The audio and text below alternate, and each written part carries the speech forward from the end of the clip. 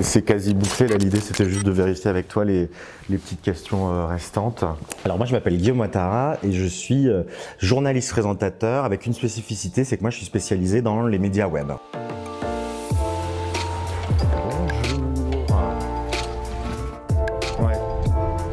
Moi j'ai un parcours qui est très atypique et qui me destinait peut-être pas forcément à terminer journaliste présentateur, c'est que j'ai fait 5 ans d'études, même 6 ans d'études d'ingénieur.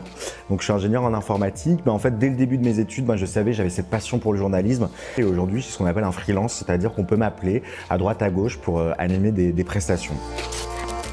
C'est une journée un peu marathon là qui commence. Là on est en train de filer directement vers Levallois-Perret parce que j'ai une répétition d'un live que je vais faire dans quelques semaines sur TikTok. Bonjour, bonjour. Bon, ça avance bien, ça avance bien. Bon, merci à tous d'être présents avec nous. On est en direct ici des studios d'Artroom. We are live from the Artroom studio. C'est évidemment un métier passion qui est très prenant. On fait beaucoup de choses. Le téléphone sonne sans cesse. Il faut toujours réfléchir à ce qu'on va faire après, etc. Mais c'est un métier où on compte pas ses heures quand on a la chance de pouvoir travailler. Mais c'est un métier où il y a de la place. Et ça, c'est un vrai point parce que moi, tous les gens me disaient oh là là, c'est des études qui sont bouchées. Tu trouveras jamais un taf. Et pour autant, je me suis donné les moyens. Et vraiment, quand on est passionné, quand on a envie, on peut trouver du travail dans ce métier-là.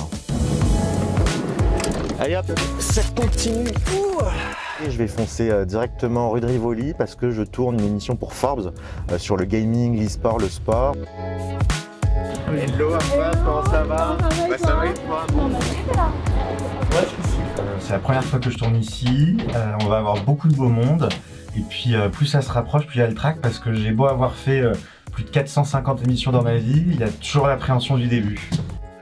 C'est énorme. Ouais. T'aimes bien le plateau? C'est ouf. Il est beau? C'est super beau. Alors viens, tu choisis ta tenue maintenant. Ouais. Comme ça, C'est une petite loge, c'est ça? Ouais. Ce qui me plaît, moi, c'est de rencontrer énormément de personnes, c'est-à-dire des parcours différents. Je trouve que dans une vie de journaliste, on rencontre peut-être 1000 à 2000 fois plus de personnes qu'on aurait pu en rencontrer dans sa vie. Donc c'est pas mal. On voit des gens d'univers différents. Ça m'arrive d'interviewer des bouchers, des fromagers. Et puis le lendemain, je vais interviewer des patrons d'entreprises du CAC 40, des étudiants d'école de commerce. Donc il y a une grande variété de profils et on est un peu au contact avec la société. Et ça, c'est ce qu'il y a de mieux, je pense. On a eu l'occasion de travailler plusieurs fois avec Guillaume Ouattara, qui est un garçon qui est à la fois super ouvert, super professionnel. Il est très pro, il est très calme en toutes circonstances. Prenez-les en exemple, c'est un garçon brillant. Pour les jeunes qui ont envie de se lancer sur les réseaux sociaux, qui ont envie de faire du journalisme aussi, le premier conseil que j'ai envie de leur donner, c'est de se lancer directement, de créer leur compte TikTok, leur chaîne YouTube, d'écrire des articles, de vraiment faire. Et puis après, c'est d'aller taper à toutes les portes. Moi, j'ai, dans mon parcours, appelé des gens que je connaissais pas, j'ai eu aucun piston, et simplement, je leur proposais des idées, des concepts, et ça marchait pas. Et je me suis pris des vestes, et on m'a dit non, on m'a dit oui, pourquoi pas, et puis ça s'est jamais fait. Mais c'est de tenter et d'aller voir un maximum de personnes, sans être insistant, mais dire voilà, moi j'ai envie de faire ça, est-ce que je peux venir déjà voir comment vous travaillez, et puis j'ai envie de vous créer quelque chose, donc voilà, osez, osez, osez.